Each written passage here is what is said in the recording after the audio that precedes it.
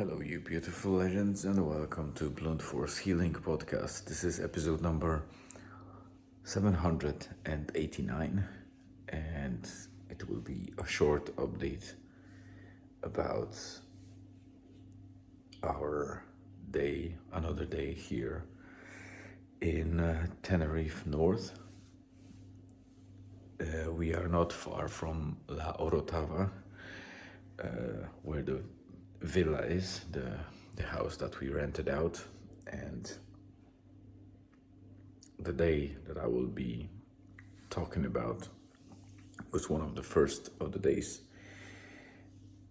here, the full days that we could plan out after making all the shopping and making sure that we have supplies at home, the groceries and everything else.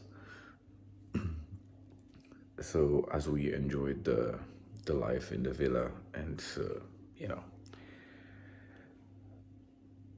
really relax, because there is more than enough stuff to enjoy here, if not for the private pool for swimming, the jacuzzi for soaking yourself in, the pool table to play snooker or the table tennis, and just kind of relaxing in front of the fireplace. These things are just, as I say, more than enough. But Julian had a couple of bucket list options to, visit and experience here at Tenerife. So we decided to go for one of them as the weekend approached. And the thing I'm talking about is the Loro Park, which you can kind of consider as a zoo, but it's not entirely the zoo. It's zoological park. It is something that was built from a foundation of a particular person. I don't remember his name, but this guy wanted to create a refuge for many animal species here on Tenerife.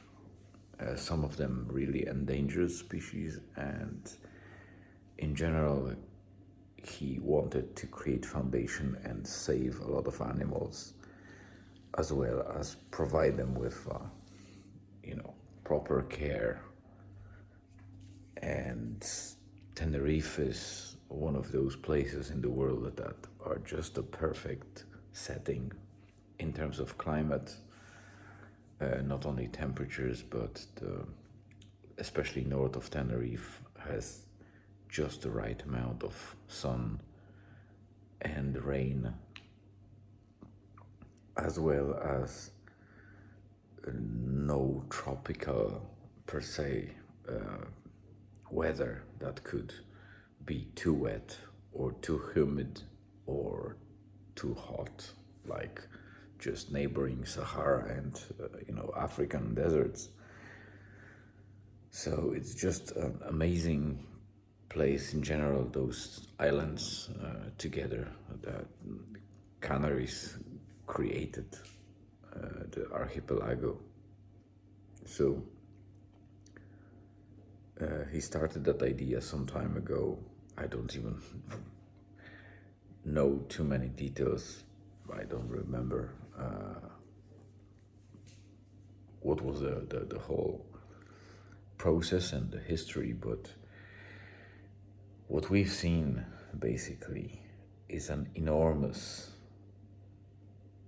garden or botanical trait or treat actually, with plenty of different species of animals, from as little as fish and insects to any reptilians and smaller kind of rodents to birds up to mammals. And it's just amazing how much stuff can be placed in a relatively small area if you consider that from a perspective of real estate. But if you design it right, if you put the work and effort in and you carefully do that, you can create some form of zoo that is not zoo. So I'm in general quite against the creation of zoo or zoological parks just for the, amusement or entertainment of people. But I understand that sometimes in order to fund some form of refuge or a better project to make safe haven for certain animals, you need to balance it with a bit of commercial project and funding. And this is exactly what the Loro Park here at Tenerife is. It gathers an enormous amount of different species, especially birds, but different cats as well, the cat family.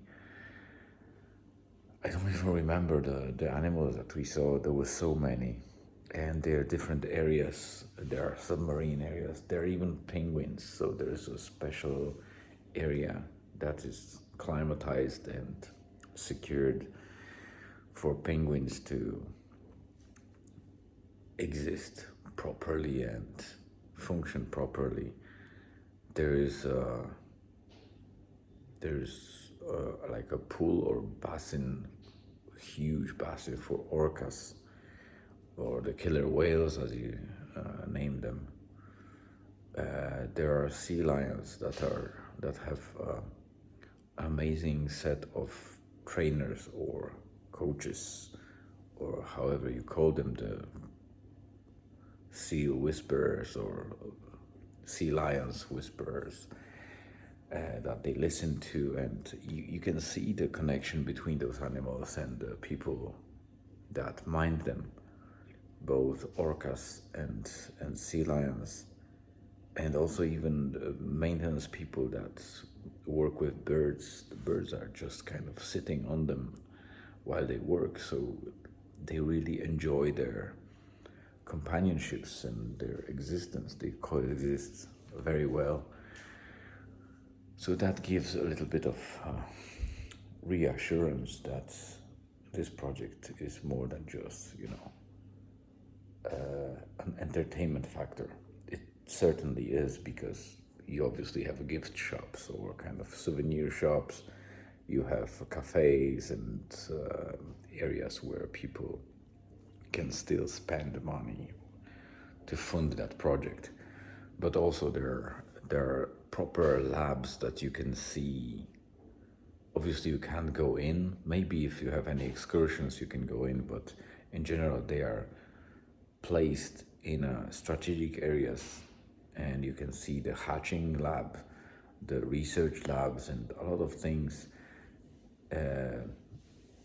that show off the scale of this project, especially that all around the world, multiple universities and scientific bodies cooperate and work with Loro Park, not only to make sure that the animals have a proper care, that their nature is more researched and updated so they can be better cared for, but also it makes for a decent place to spend a day, and this is what we did. So that was our day there in Loro Park. I must say that I quite enjoyed it, Julian also, and Elizabeth as well. But at the same time, it was very tiring because there's so much stuff to see and walk around. We had flamingos. We saw anteaters, capybaras. It was almost everything there. The only thing I haven't seen was probably elephants or giraffes, but they are common animals that you would see in zoos. But here, you could see turtles, you could see sloths. Just an amazing place in terms of abundance of animals and species. So, great place for someone who wants to see those animals. Not so great if you don't like crowds, because it's very popular all year round. And also not very nice if you are like me. You don't like that commercial vibe, even though you understand, and I understand that funding must come from somewhere. It still kind of feels a bit off. I think there should be a way to do it differently, to fund it from a government perspective or something like that. But anyway, it was a great day out. We enjoyed it. That was ticked off the list. So now to the next one. Thank you very much for tuning in. Have a great rest of the day, afternoon, evening, wherever you are. Stay tuned and see you again tomorrow.